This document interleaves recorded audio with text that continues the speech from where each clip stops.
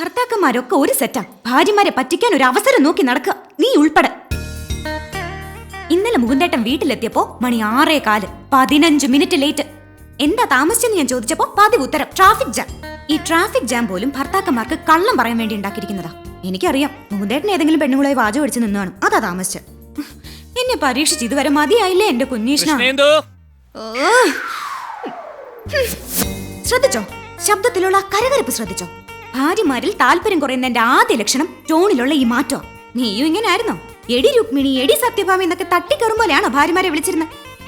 ആയിരിക്കും, പുരുഷനല്ലേ. കേട്ടോ, ആദ്യത്തേതിനൊക്കെ കട്ടി കൂടി നിനക്ക് വെച്ചിട്ടുണ്ട്.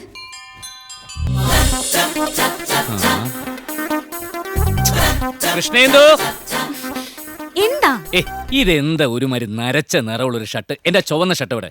ഞാനതെടുത്ത് മാറ്റി വെച്ചു. എന്തിന്? ലൈറ്റ് കളേഴ്സ് ഇട്ടാ മതി. കടുത്ത കളറൊക്കെ പെൺകുട്ടികളിൽ ആകർഷണം ഉണ്ടാക്കും. എന്റെ ഈശ്വര, ഈ വർത്താനം കേട്ട് കേട്ട് ഞാൻ മടുത്തല്ലോ. ഞാനിന്ന് തുണി ഉടുക്കാതെ പോവാൻ പോവാ. അപ്പൊ കൂടുതൽ രസമായിരിക്കുമല്ലോ. എന്റെ ഗുരുവായൂരപ്പ, കാണാം പെണ്ണുങ്ങളുണ്ടെന്നറിഞ്ഞ എന്തും ചെയ്യും ചില ആണുങ്ങൾ. അട്ടി വെച്ച് തന്നുണ്ടല്ലോ. അയ്യോ കൃഷ്ണേന്ദു, എന്റെ കൃഷ്ണേന്ദു, നീ ടെൻഷൻ അടിക്കാതെ. എന്നെ പോലെ കാണാൻ കൊള്ളാവുന്നവരൊന്നും പെൺകുട്ടികൾക്ക് ഇപ്പൊ യാതൊരു മൈൻഡും ഇല്ല. അവരുടെ രീതികളൊക്കെ അങ്ങ് മാറിപ്പോയില്ലേ? നമ്മുടെ മാഗസിന്റെ അടുത്ത ലക്കത്തിലെ കവർ സ്റ്റോറി തന്നെ അതാ. സ്ത്രീകളുടെ മാറി വരുന്ന പുരുഷ സൗന്ദര്യ സങ്കല്പം. ജീവിതത്തെ കുളിക്കാത്ത, നനയ്ക്കാത്ത, കണ്ടാ തന്നെ ഒരു അലന്ന ലുക്കുള്ള കീറിയ ജീൻസ് ഒക്കെ ഇട്ടാ നടക്കുന്ന ചെക്കന്മാരെയാണ് പെൺകുട്ടികൾക്ക് ഇപ്പൊ ഇഷ്ടം. അപ്പൊ അതാണ് കാര്യം. എന്ത്? ഇന്നലെ ഓഫീസിൽ നിന്ന് വന്നിട്ട് കുളിക്കാതെ നനയ്ക്കാതെ ഒക്കെ ഇരുന്നത് ആ അലന്ന ലുക്ക് കിട്ടാൻ വേണ്ടിട്ടായിരുന്നല്ലേ? എന്റെ കുഞ്ഞീഷ്ണ, എന്നെ ഇതേ രൂപത്തില് ഇങ്ങനെ മേപ്പോട്ട് കൊണ്ടുപോകാൻ എന്തെങ്കിലും മാർഗമുണ്ടോ?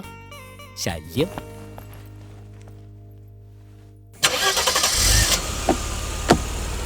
Bye bye.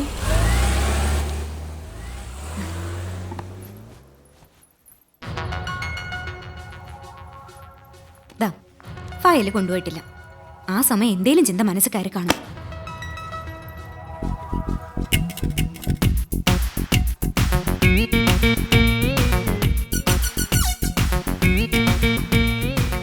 കുട്ടി, എന്താ ചേച്ചി? കുട്ടി ഇതിനു മുമ്പ് വേറെ ഒരുപാട് വീട്ടിലൊക്കെ ജോലി ചെയ്തിട്ടുണ്ടോ? അവിടുത്തെ ഭർത്താക്കന്മാരൊക്കെ കുട്ടിയോട് എങ്ങനെയായിരുന്നു പെരുമാറ്റം? ഭർത്താക്കന്മാരൊക്കെ വളരെ സ്നേഹത്തോടെയാ പെരുമാറിയിരുന്നത്. പക്ഷേ ഭാര്യമാരൊക്കെ ഒരു വകയായിരുന്നേ. അല്ല, കുട്ടി എന്തിനാ സാരി ധരിച്ചിരിക്കുന്നേ? അയ്യോ, എന്താ? സാരിയേക്കാൾ ഐശ്വര്യം ചുരിദാറാ. ശരീരം മുഴുവൻ കവർ ചെയ്യുന്നതുകൊണ്ട് പറയല്ലോ, അതൊരു ഐശ്വര്യ. അപ്പോ ചേച്ചിക്ക് വേണ്ടേ ഈ ഐശ്വര്യം?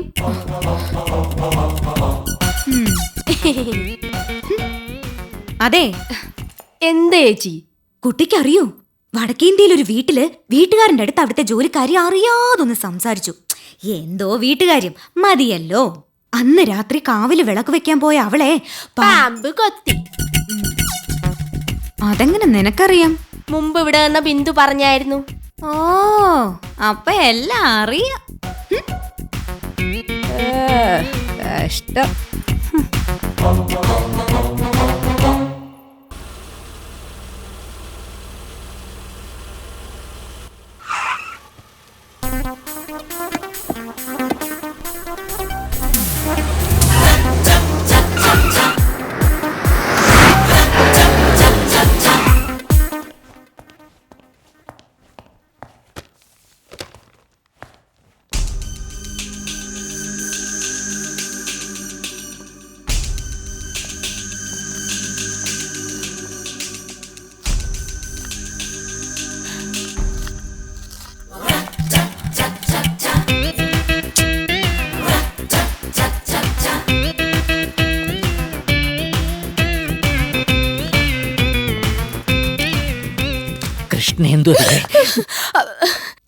സാറിന് വേണ്ട പച്ചക്കറികൾ ചേച്ചിയുടെ കൈകൊണ്ട് തന്നെ വാങ്ങിക്കണോന്ന് പറഞ്ഞ് മാർക്കറ്റിൽ പോയിരിക്കുക.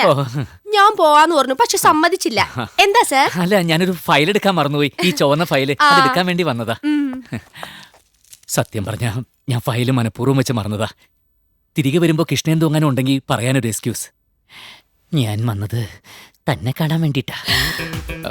ഞാൻ തുറന്നു പറയാം, എനിക്ക് എന്റെ ഭാര്യയോട് തീരെ താല്പര്യമില്ല. എന്റെ മുറപ്പെണ്ണൊക്കെ തന്നെയാ കാര്യം. പക്ഷേ ആളൊരു 6 പഴഞ്ചനാ. 10ാം ക്ലാസ് വരെ പഠിച്ചിട്ടുള്ളൂ. കുട്ടി ഏതുവരെ പഠിച്ചു നാല് തോറ്റു. അതീ കൂടുതലൊക്കെ എന്തിനാ പഠിക്കുന്നല്ലേ? തന്നെ എനിക്ക് ആദ്യം കണ്ടപ്പോ തന്നെ ഭയങ്കര ഇഷ്ടായി. ശ്ശോ, പോടാ അവിടുന്ന്.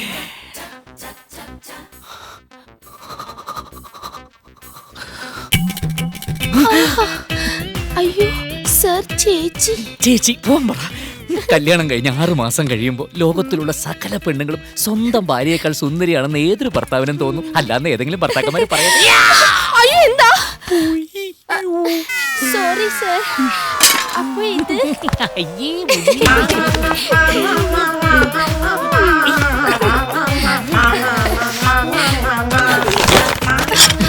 സർ, എന്നെ വിടല്ലേ?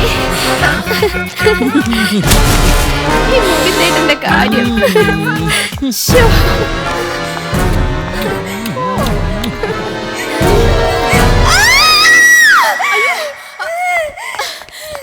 എന്താ ചേച്ചി?